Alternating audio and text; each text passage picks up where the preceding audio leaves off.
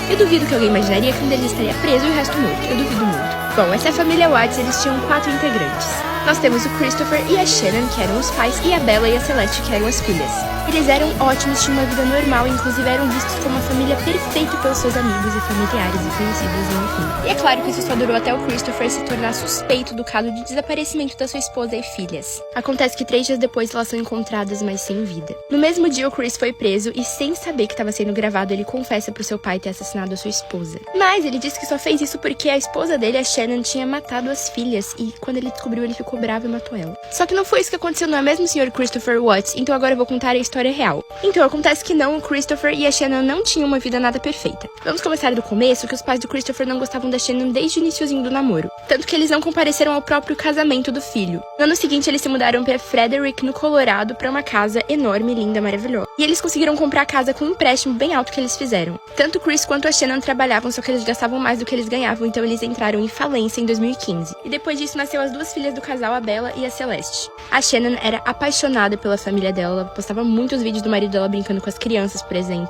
E eles tinham vários problemas realmente, mas eles pareciam muito felizes nos vídeos, inclusive eles provavelmente eram felizes sim. Mas eles não eram perfeitos, muito menos o Christopher. No dia 1º de junho de 2018, Christopher conhece uma mulher chamada Nicole Kessinger no trabalho dele. O contador de gás dela estava estragado, ele levou pra consertar e eles acabaram conversando um pouco sobre trabalho, nada mais do que isso. No dia 11 de junho, a Shannon grava a reação do Chris quando ela conta pra ele que está grávida dessa vez de um menino. E ele realmente reage de uma maneira tipo, nossa, que felicidade, ai, que bom saber disso. No dia 17 do mesmo mês, o Chris já está saindo com a Nicole e é nesse dia que ela descobre que ele é casado e tem filhas. Porém, ele diz pra ela que já tá em processo de divórcio, que já tá tudo certo, não tem mais nada com a esposa dele. No dia 7 de agosto, a Shannon manda mensagem pros amigos dela dizendo que ela tá tendo alguns problemas com o Chris e que ela tá meio triste por causa disso. Um dos problemas seria que o Chris teria falado pra ela que não queria ter um terceiro filho. Ele não dava mais abraços, beijos e nem puxava assunto com ela que tinha que chegar nele pra conversar, senão ele não falava nada com ela. Fora isso, ela também tinha entrado em algumas discussões e brigas com a família dele, o que já não era tão estranho assim. No dia 9 de agosto, a Shannon foi para um ultrassom onde o Chris acompanhou ela e ele ficou muito estranho, muito distante o ultrassom inteiro, então ela ficou mais desanimada ainda. Ela inclusive ia fazer um chá revelação e ela decidiu não fazer mais por conta da reação do marido dela.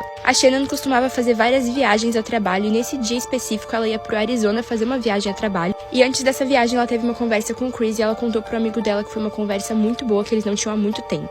A Shannon também escreveu uma carta de amor pro Chris dizendo que ela sentia saudade dele sorrindo e brincando com as crianças. Enquanto ela estava nessa viagem a trabalho, o Chris contratou uma babá porque ele iria sair com alguns amigos, mas em vez de sair com os amigos dele, ele saiu com a Nicole. Enquanto ele estava viajando, a Shannon escreveu um texto e ela mandou esse texto pra amiga dela pra ver o que a amiga dela achava, que era um texto que ela queria enviar pro Christopher. No texto ela dizia que ela estava disposta a mudar algumas coisas, ela queria consertar o relacionamento deles, mas ela precisava que ele também estivesse disposto pra isso. Gente, já chegou o dia. Era 13 de agosto de 2018. Era 1h48 da manhã quando a amiga da Shannon deixa ela em casa depois de buscá-la no aeroporto. Ainda era de madrugada quando o Chris acorda a Shannon pra poder conversar sobre o relacionamento deles. Então a Shannon pergunta se tem alguma coisa errada e se ele tá tendo um caso. Ele diz que não está tendo um caso, mas que ele quer o divórcio. Nisso a Shannon fica muito brava e diz que ele não vai mais ver as filhas dele. Depois disso eles têm uma discussão que demora de 15 a 20 minutos e nisso o Chris estava em cima da Shannon. Então em determinado momento ele simplesmente coloca as mãos no pescoço da Shannon e começa a apertar até que ela perde a consciência. Ele não tentou trazê-la de volta nenhuma vez. A Shannon simplesmente ficou parada, ela não lutou, eu acho que ela realmente não imaginava que ele iria até o fim. Ou se imaginava, o Chris disse que achava que ela estava rezando. Pouco tempo depois, a filha deles mais velha, a Bella, entra no quarto e pergunta se tem alguma coisa errada com a mamãe. Então o Christopher responde, a mamãe não está se sentindo bem. Depois disso, ele enrola a Shannon num cobertor e leva até a caminhonete, onde ele também coloca as 2 filhas dele lá dentro. Depois disso, ele dirige até a Anadarko, que era a empresa que o Christopher trabalhava. Depois disso, ele usa o cobertorzinho favorito da sua filha Celeste para sufocar ela. Então a Bella pergunta se o mesmo vai acontecer com ela, e sim, acontece também.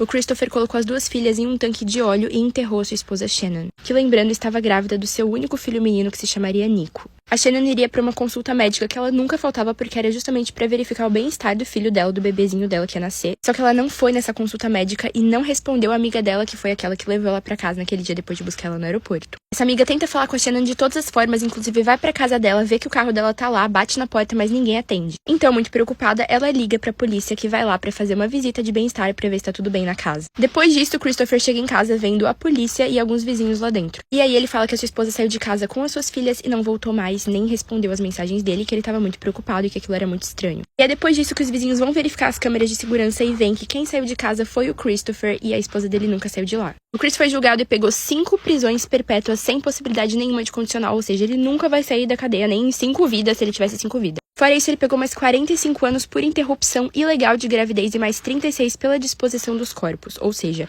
ele realmente não tem nenhuma possibilidade de sair da cadeia nunca na vida dele. Uma curiosidade é que a Nicole, depois que descobriu do caso, ela apagou todas as mensagens que ela já tinha trocado com ele porque ela disse que se sentiu enojada. Porém, ela fez várias pesquisas bem estranhas no computador dela, como, por exemplo, se a polícia poderia recuperar conversas de celular. E também ela chegou a pesquisar sobre um outro caso no qual um homem tinha matado a sua família por conta de uma amante. E ela pesquisou bastante, ela apresentava bastante curiosidade sobre qual era a opinião das pessoas sobre essa amante, se as pessoas odiavam ela, qual era a opinião pública sobre isso. Provavelmente porque ela tava com medo das pessoas odiarem ela por causa disso. Gente, não tenho nem o que falar.